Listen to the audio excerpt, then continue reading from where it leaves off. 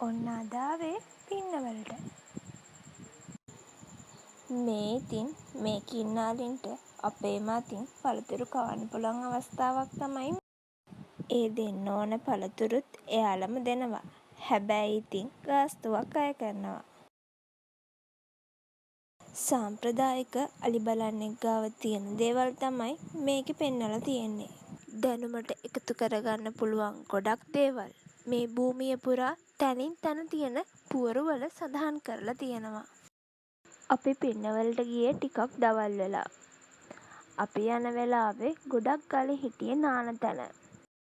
ඉතින් අපි අලි නාවන විදිය බලන්න මෙතනට ආවා.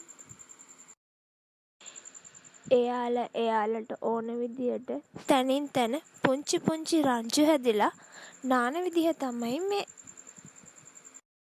පින්නවලට ගිහිල්ලා අලි නාවන විදිය බලලා එන ගමන් අපි ඉතින් අයිස්ක්‍රීම් එකක රසත් බැලුවා.